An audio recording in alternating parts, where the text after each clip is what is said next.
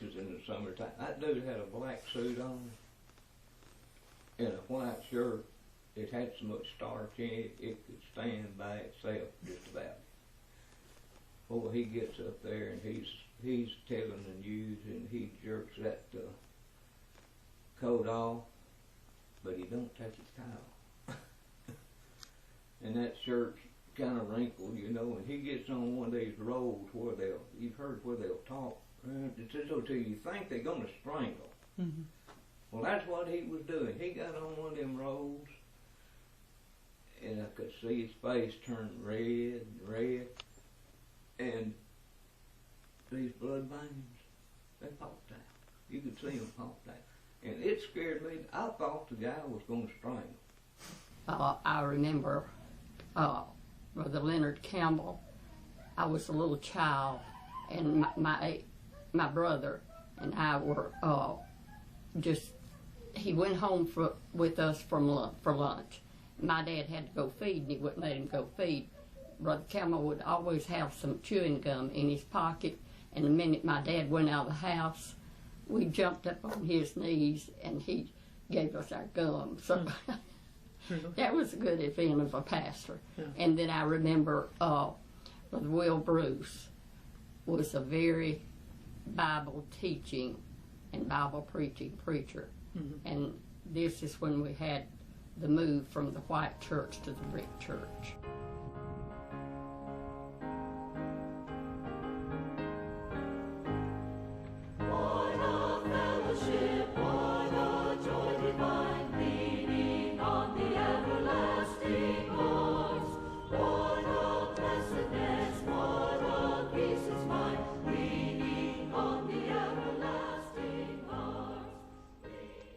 Was there a lot of church growth during that time? Very lot of church growth during that period of time. More people at prayer meeting then than I had ever seen, because he taught, Bible study, and they were coming. Yeah. And the church really built, and that's why they moved to the brick We'd church. spend the night at Aunt Zenobie's and then go to church the next day. And Grandmother Clark would do that. And we were sitting there, and Grandmother Clark, all of a sudden, she hit the floor. I mean, she up out of her seat and in the aisle. And she literally would dance. I mean, dance. Praising God. Just glorifying Him with everything in her life. For saving her. For being so good to her. And it wasn't "Somebody Done Me Wrong" song. It was only praise. That's all it was. And she would, I'm telling you, the hair on the back of your neck would stand up.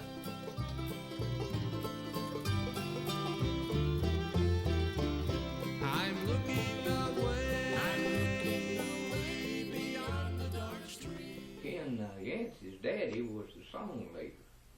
And that boy, that man, he could sing. I'm telling you, he led singing. Never sang an old song. They had one called "He Bore It All." Have you heard of that song? Mm-hmm. It had a bass part.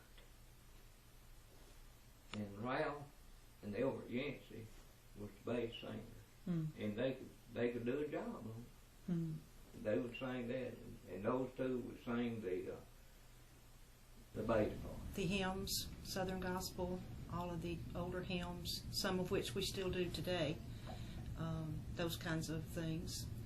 Also, we used to have, in the summertime, a singing school, which my parents saw to it that we attended, which I thoroughly enjoyed. It taught us a lot of music. And those singing schools, and we used to have all-day singings and dinner on the ground.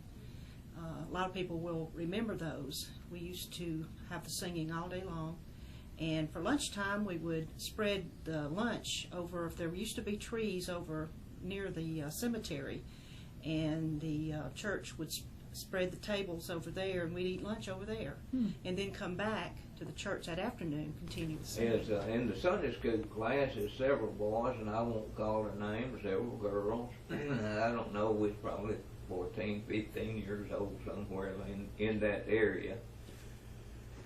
And what I recall is one year we had Miss Myrtle Brooks come in to teach our Sunday school class. Now I'm talking about Homer's Myrtle. And some of us boys had picked up the habit of smoking.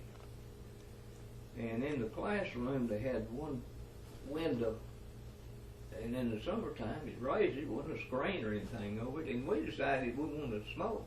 We'd just jump out the window and go out and sit on the gravestones and smoke. This didn't go on long, and what happened, Miss Myrtle could not control us, and so they sent Ralph back in to take charge, and that ended up jumping out the window and going and smoking. That's it. But I remember people would cut what flowers on the second Sunday in May that they had in their yards, and they'd lay them in a box up front. And whenever the service, like maybe in between preaching and Sunday school, us little kids got to take a flower out there and lay it on everybody's grave. Mm. And I thought that was a big deal.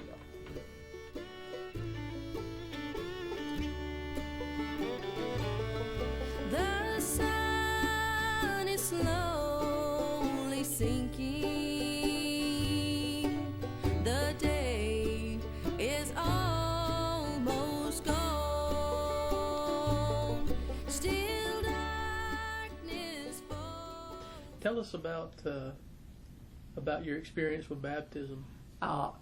It was in 1950. I was saved that year, and Brother James Denny was the pastor at that time. And then there was no baptistries in the church. And so at the end of the revival, then we had a 10 o'clock service in the morning, and we had night service at night. And so I was saved in a 10 o'clock service. And then on Sunday, the 13th of August, we went to the Tennessee River to be baptized. There were 14 of us that were baptized at the same time, and we lined up and went out, and they baptized us. And everybody didn't have personal cars, so I remember my mother taking a coat to put on me when I came out of the river, you know, because no changing places, but it was... And I also remember they sing the song, "Shall We Gather at the River?" Mm-hmm. And I still like that song. The preacher would basically read some scripture and have prayer, and then he would baptize us after that. I always attended VBS. My mother always worked in that. I played the piano for the coming and go, all of the music at that point. And also revivals, we used to have 2 a day.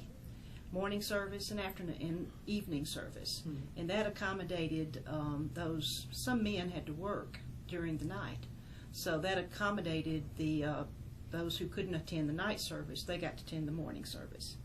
I remember specifically Harold Hamilton had the night shift, so he came with all the women and children many times to the morning service because of his job. So that's one thing that sticks out in my mind, is that Harold was the man that was there for sure.